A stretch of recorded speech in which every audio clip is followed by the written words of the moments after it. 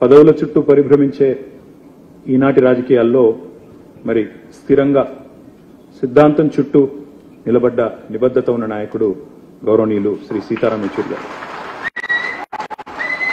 ఎప్పుడు ఏ కండువా మారుస్తారో తెలియని ఫిరాయింపుల ఈ కాలంలో కడదాకా కమ్యూనిస్టుగా బతికిన ఆదర్శ నేత,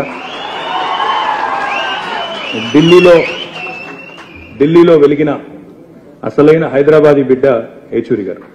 హైదరాబాదీ బిడ్డ అని ఎందుకంటున్నా అంటే మాకు కూడా పూర్వాశ్రమంలో కొంత కనెక్షన్ ఉంది. అదేమంటే వారు చదువుకున్నది ఆల్ సెయింట్స్ స్కూల్లో, నేను చదువుకున్నది దాని పక్కనే రోడ్ యువతల గ్రామర్ స్కూల్లో. అదేవిధంగా వారి తర్వాత నిజాం కాలేజీలో గ్రాడ్యుయేషన్ చేశారు. నేను కూడా కొద్ది కాలం తర్వాత నేను కూడా అక్కడే చేస్తున్నాను. కాబట్టి అందుకే హైదరాబాద్ బిడ్డ అనే మాట వాడతాం. ఓట్ల రాజకీయం వేరు, ప్రజల రాజకీయం వేరు. మేము ఓట్ల రాజకీయంలో వెనుకబడ్డా ప్రజల కోసం జరిగే పోరాటంలో మాత్రం ముందున్నాం, ప్రజల మనసులో ఉన్నామని ఆయన ఒకసారి చెప్పిన మాట నాకు బాగా గుర్తున్న మాట. నాయకులుగా, పాలకులుగా ఉండి పోరాటాలంటే తెలియని వారు ఎందరో ఉండొచ్చు. ప్రజలంటే కేవలం ఓటు బ్యాంకులుగా మాత్రమే చూసేవారు ఇంకెందరో ఉన్నారు. కానీ ఉన్నత చదువులు చదువుకున్న ఒక కుటుంబంలో, స్వయాన మేనమామగా ఒక ఐఏఎస్ ఆఫీసర్గా ఉన్న ఒక కుటుంబంలో పుట్టి అణగారిన వర్గాల కోసం ప్రశ్నించే గొంతుకగా ఎదిగిన వ్యక్తిత్వం చాలా గొప్ప విషయం అని చెప్పక తప్పదు.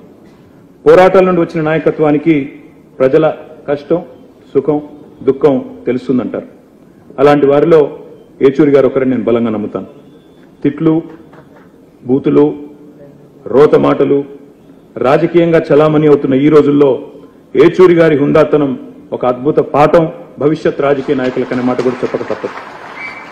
ఎమర్జెన్సీ చీకటి రోజుల్లో, జైలు జీవితం తర్వాత భారతదేశంలో ఆనాడు అత్యున్నత స్థానంలో ఉన్న శ్రీమతి ఇందిరాగాంధీ గారి ముందు నిలబడి ఒక సామాన్య విద్యార్థి నాయకుడు ఒక్క మాట కూడా తణుకకుండా మీరు రాజీనామా చేయండి అని మాట్లాడాలంటే ఎంత గుండె ధైర్యం కావాలో ఒక్కసారి ఆలోచించండి. నేను కోరుతాను. రాజ్యాంగాన్ని రాజకీయాల కోసం అపహాస్యం చేస్తున్న ఈ రోజుల్లో నిజంగా రాజ్యాంగాన్ని బలంగా నమ్మిన, త్రికరణ శుద్ధితో నమ్మిన వ్యక్తి సీతారాం యెచూరి గారు. Democracy is not just about elections, it is about dissent, debate and the right to question. ప్రశ్నించడమే ప్రజాస్వామ్యం అని గుండెల నిండా నమ్మిన వ్యక్తి యెచూరి గారు.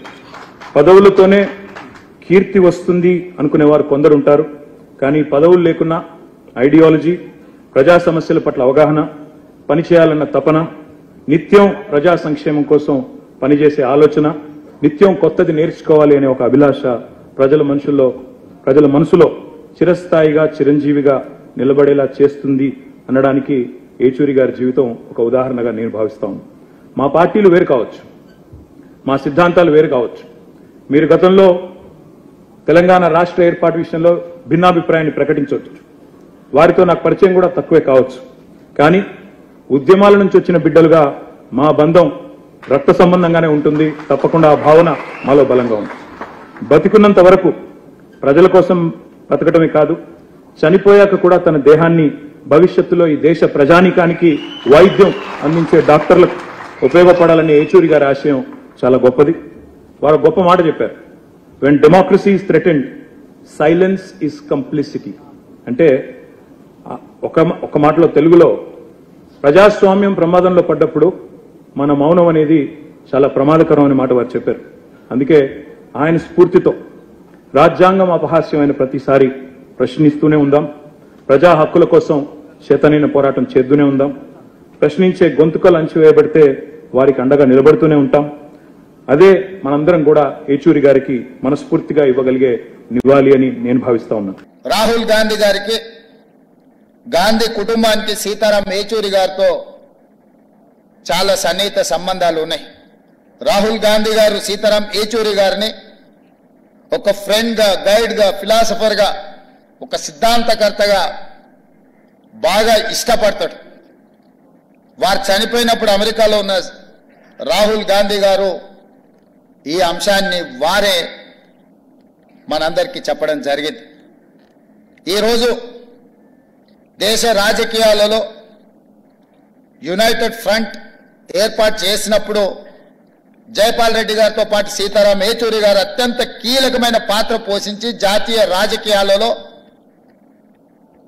ప్రజల పక్షాన నిలబడాలని ఆలోచన చేసినప్పుడు వారు బాధ్యతాయుతమైన బాధ్యతను నెరవేర్చి ఇదే కాదు 2004లో UPA 1 UPA 2 Congress party communist ఇతర రాజకీయ పార్టీలను కలుపుకొని యూపీఏ 1 యూపీఏ 2 ప్రభుత్వాలను ఏర్పాటు చేసి ఫుడ్ సెక్యూరిటీ బిల్ కావచ్చు, రైట్ టు ఎడ్యుకేషన్ యాక్ట్ కావచ్చు, రైట్ టు ఇన్ఫర్మేషన్ యాక్ట్ కావచ్చు, ఉపాధి హామీ పథకం కావచ్చు, ఇవి దేశంలో చాలా విషయాలను సమూలమైన మార్పు తీసుకురావడానికి తీసుకొచ్చిన చట్టాలు.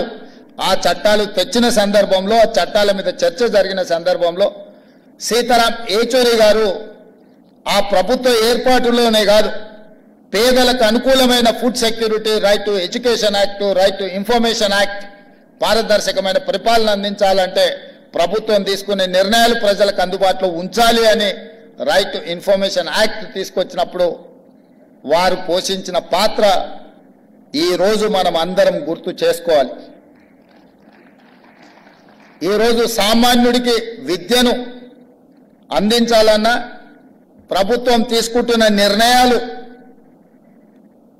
ప్రజలకు తెలవడానికి అవసరమైన సమాచార హక్కు చట్టాన్ని ఈరోజు ప్రజలకు అందించిన యూపీఏ 1 యూపీఏ 2లో సీతారాం ఏచూరి గారు చాలా కీలకమైన పాత్ర పోషించి,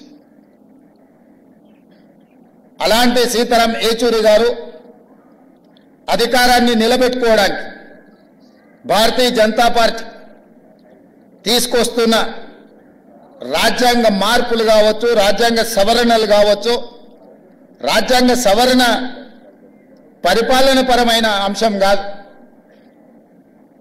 యూనియన్ ఆఫ్ స్టేట్స్, రాష్ట్రాల యొక్క సమ్మిళితమే, రాష్ట్రాల యొక్క కలయికనే ఈ దేశం. యూనియన్ ఆఫ్ స్టేట్స్ అనే స్పిరిట్ని ఈరోజు దెబ్బతీసి జమిలీ ఎన్నికల ముసుగులో తమ ఆధిపత్యాన్ని నిరూపించుకోవాలని చెప్పి బీజేపీ చేస్తున్న ప్రయత్నాన్ని తిప్పికొట్టాలి.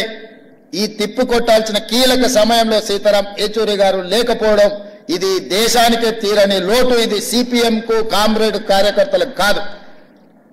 ఈ దేశంలో ప్రజాస్వామ్య మనుగడ సాధించాలి, ప్రజాస్వామిక స్ఫూర్తి కొనసాగాలి, రాష్ట్రాల యొక్క హక్కులను కాపాడాలి, ప్రజల యొక్క జీవన పరిణామాలు మెరుగుపడాలి, ప్రభుత్వం యొక్క విధానాలను ప్రశ్నించడానికి అవసరమైన సందర్భంలో సీతారాం ఏచూరి గారు లేకపోవడం అనేది నిజంగా పేదలకే తీరని నష్టం. అందుకే మన ప్రాంతం నుంచి జాతీయ రాజకీయాలలో నేను ఈ మధ్యకాలంలో చాలా సందర్భాలలో ప్రస్తావించిన, జాతీయ రాజకీయాలలో తెలుగు వాళ్ళ ప్రాధాన్యత, నమ్మిన సిద్ధాంతం కోసం కట్టుబడి ఉన్న వాళ్ళ సంఖ్య క్రమేణా తగ్గుతూ పోతుంది. కనీసం మనం చెప్పుకోవడానికైనా మనకు ఒక దిక్సూచిలాగా ఉండాల్సిన సీతారాం ఏచూరి గారు మన మధ్యలో లేకపోవడం చాలా బాధాకరం.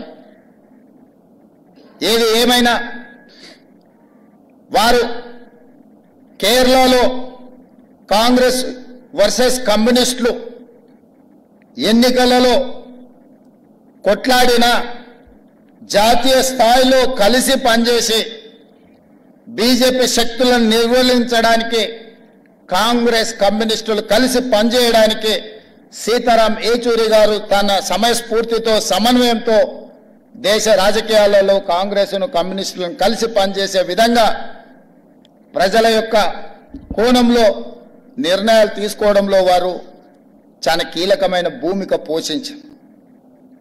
అలాంటి వ్యక్తులు చాలా అరుదు. ఈరోజు అలాంటి వ్యక్తులు భూతద్దం పెట్టి ఎతికినా కనిపించేది కష్టమైన సందర్భం. వారి ఆలోచనలు, వారి విధానాలు భవిష్యత్తులో చాలా అవసరం ఉంది. వారి స్ఫూర్తిని ఇంతకుముందు సాంబశివరావు గారు చెప్పారు.